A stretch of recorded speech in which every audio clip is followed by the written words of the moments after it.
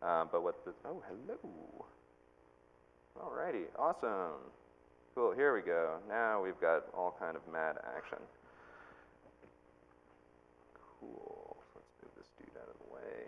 We'll look at PayPal, hooray. Oh my god, I can't even tell you how happy I am that this finally came alive.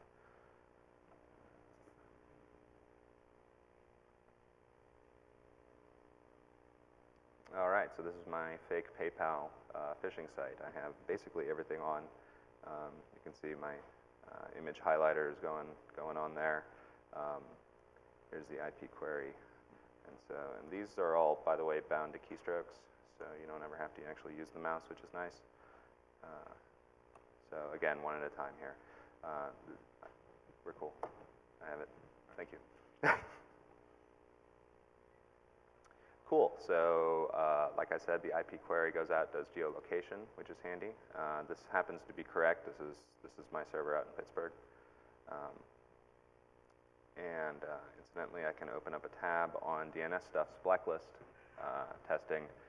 Not so great for websites by themselves, but for phishing sites, which also double often as email relays, I can very quickly look up to see if this guy is evil. Since it's my server, I hope not, and it's not. Hooray. So that's nice, and that's open in another pile. Another great feature of Grease Monkey is that you can record your own custom messages in the JavaScript console. So this is handy for leaving yourself an audit trail that's easy to copy and paste. So in this example, what am I doing here? Oh, okay, that's the form inspector thinger. So yeah, we can see here that the server info for this page is recorded there in the console, and it's also over here. And so see, I have my server last modified. I can look at other sites too, of course, and it's intensely useful for Slashdot, so I can read the Fry and Bender quotes in there. Maybe not. Oh man, they changed their DOM on me. All right. So we have that guy. We have the DNS lookup. We can see that I'm, subbing off a pair. I can go out to Netcraft's toolbar proper and get the complete information. Again, all very clicky-like.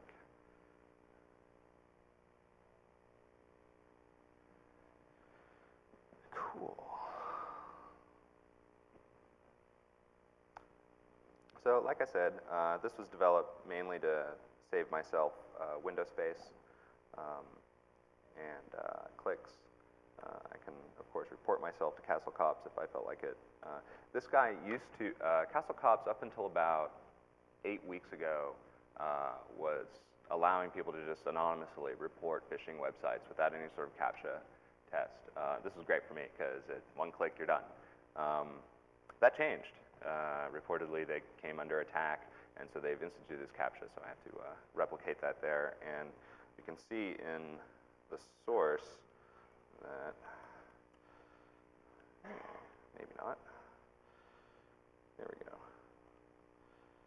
Here we go.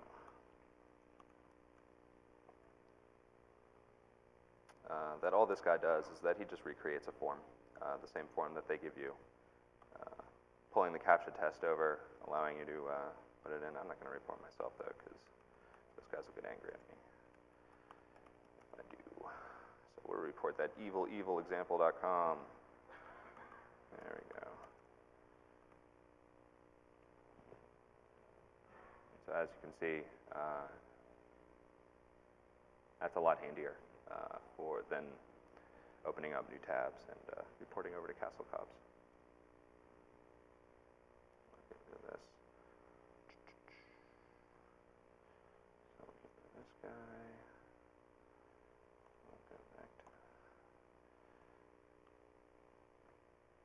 and another, you know what, I have to get rid of some of this stuff. It's kind of cluttery when it's all on. There we go.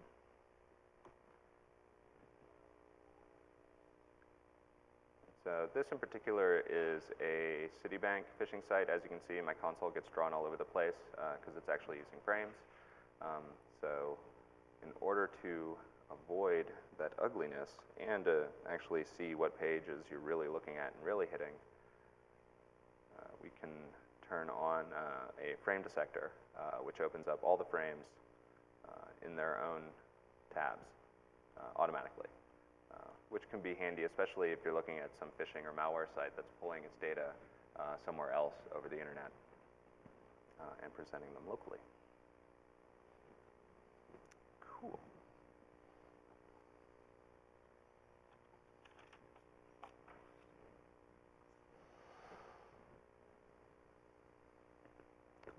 Okay, well that covers pretty much all of my local functionality. Again, I apologize for my broken flow there. I want to see if I skipped over anything in my muddling about. Oh, yeah. Let me get back to a little bit on, turn this guy off.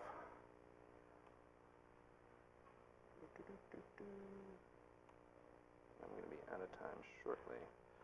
But one thing I like is that in order to use GreaseMonkey, as you've seen, there's actually quite a bit of JavaScript involved. And it was written for web developers, by web developers who just get angry at other people's layouts that they don't like. However, there's now Platypus toolbar, which adds in a nice point-and-click interface to many of the site design changes that you might want to do with GreaseMonkey. So, for example, if I want to cut out certain elements like that one, and that one, and that one, and that one, and that one, and that one. And let's get it over to something. There we go. Let's get rid of all that crap. Now there ads. Don't care about any of that. I don't care about that. All right, so I've removed a bunch of elements all without JavaScript. All I have to do now is hit the save. It generates GreaseMonkey script for me on the fly, which is handy. I can install it. And I can go over here. Let's just make sure it's actually installed. It is. Hooray. Oops. We can go over there, look at it. No, thank you. And we can see it's all well-formed JavaScript, a bunch of the stuff in there. Cool. And then we hop back to Fark. And this will be consistent across page reloads. It'll take a second because GreaseMonkey acts only after the entire web page has been loaded first. So it's not very good for isolating yourself from scripts, except in one case. When you instruct Firefox, don't run JavaScript, this does not apply to GreaseMonkey. So you can force other pages to be neutered from JavaScript, but your local GreaseMonkey will still render okay, which I think is interesting, and I'd love to pursue some more work in that, where I think that you can use GreaseMonkey as almost like a script prophylactic for yourself, where you can selectively run scripts based on some criteria that you dream up, usually through some kind of regular expression, see if there's anything funny in there, like variables named shellcode and variables named red address. So, okay, well, I think that's it for me on time. And I thank you all for your patience. Sorry it didn't work out in the top. But again, I'm looking specifically for people who are interested in this kind of work. Feel free to email me. It's on the slides in your book, and it's on my website, which is Plan B. Oops. PlanBsecurity.net, which is me.